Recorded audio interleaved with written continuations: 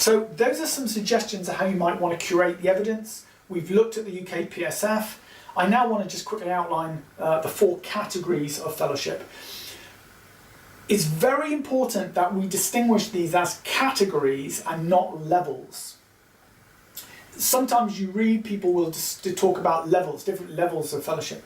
The danger of thinking about them as levels is that you think about them as being very much a progression, that you start as an associate and after 3 or 4 years you should be able to become a fellow, and after 2 or 3 years a lot more you should be able to become a senior, and after you've been in practice for 10, 12 years you should become a principal. And failing to do that is somehow a lack of personal professional progress. I think that's a very negative way to look at it, and certainly the descriptors certainly don't support that. So I'm going to try and persuade you that we should be thinking about this as categories. Now clearly the danger is, of course, is that a lot of promotion schemes within universities are now linking UKPSF with particular levels of promotion. So to become a senior lecturer you have to be a senior fellow, and I think that's potentially quite disruptive in the sector. I think arguably they're misnamed. I'm going to come on to that in just a second.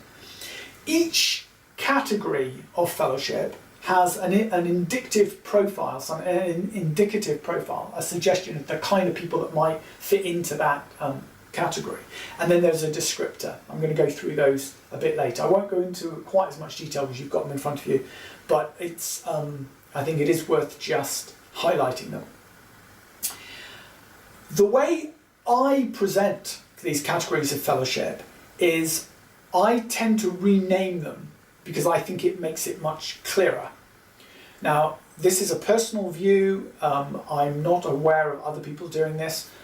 Certainly it's not official advanced HEA policy and practice, but I think it provides an enormous amount of clarity. So if you think of associate fellowships as being teaching fellowships, and really they're providing, you have to evidence your teaching and learning support. So pretty much everybody in practice can do that. Right? So anyone, even if you're only doing 3 or 4 guest lectures in the year, the chances are you would be able to make associate fellowship. Fellowship is more a broader academic role. So academic fellowship was likely to involve designing learning, designing, possibly inputting into modules, possibly module leadership, possibly certainly supervising students and so on. So I think about academic fellowship as being a broader academic practice. I distinguish that from teaching and learning support to being academic practice.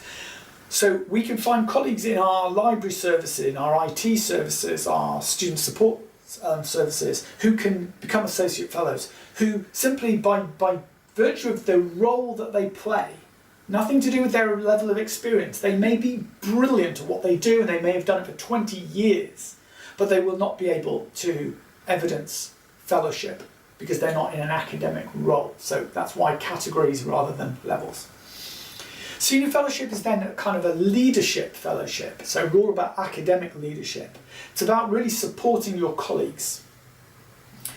Now, it doesn't have to be colleagues in your discipline. It could be. You might be eligible for academic leadership fellowship at a senior level, for senior fellowship, because you are a leading light in teaching your discipline in your institution.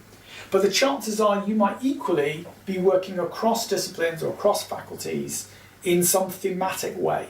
As I mentioned, internationalization or educational technology or some other thematic way. And then principal fellowships should be thought of as strategic fellowships. So they really are about taking a strategic role in learning and teaching. Now, very often that's institutionally. It can be within a faculty, although it has to be a very broad role, and I think arguably for any recognition that I might be asked to review, I would expect then there to be a very significant amount of external input coming into that faculty effort. It might be across institutions, again it might be much more thematic, but it has to be very much a strategic role rather than operational leadership. So I think those 4 categories of fellowship, rather than thinking about them as levels, thinking about them as teaching fellowships, academic fellowships, leadership fellowship, and strategic fellowships, I think is very helpful. The profiles of these 4 categories, I think, do support my description of them. So you say some ability, so individuals able to provide evidence of effectiveness in relation to their professional roles, with which typically will include at least some teaching and learning support responsibilities. So it's very important that it's a relatively low bar, to be honest. Most people working in any learning and teaching support role within universities should be able to provide evidence against the UKPSF, certainly at associate level. So this is descriptor 1, so you'll see the literature often refers to D1, so this is D1 Associate Fellowship. Fellowship is, again, as I say, more about academic fellowship, and here we're looking at people who can provide evidence of broadly based effectiveness in a more substantive teaching and supportive learning role. Now, it's a little bit broad in terms of how it's worded, but I think arguably people who are tutoring individual students, have some personal responsibility for individual students, who are designing assessment, marking assessment, who have a full range of academic roles as it relates to learning and teaching. They will be able to generate evidence. Senior fellowship is really around supporting colleagues in their academic development, their academic progress.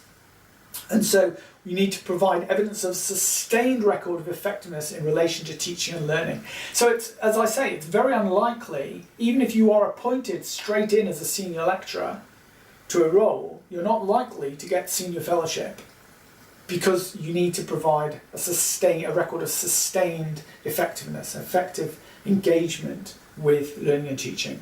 Now, what constitutes sustained depends a little bit on your context. Some institutions do mandate it has to be 3 years in role or 5 years in role. I'm a little bit more flexible in that, but I think it depends a little bit on someone's previous roles. If someone has come from a vocational background at a senior level and has done a lot of adult learning in a vocational setting and then comes into higher education, then I would argue that's a sustained engagement, regardless of the context in which they work. Someone who, on the other hand, who might have done 5 years as a technical trainer in an IT context is unlikely, in my mind, to be able to provide evidence of a sustained engagement across the UKPSF.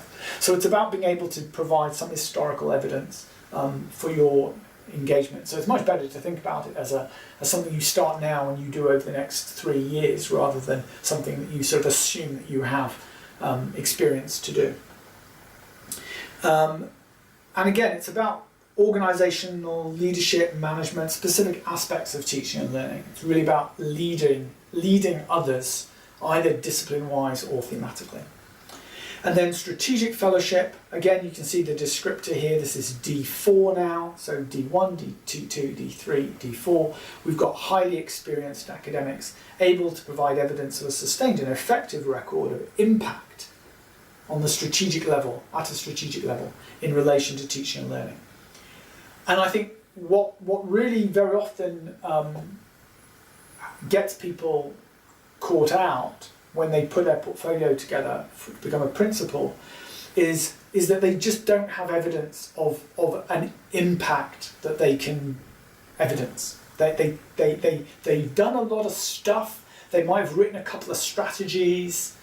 They may have been an external examiner for a whole program somewhere else. To my mind, that doesn't necessarily mean much. That might just be part of your role. Your institution may in fact insist that you become an external somewhere, so you're doing it because you have to. You may have zero impact. And so it's very important that you have evidence of strategic impact in relation to learning and teaching.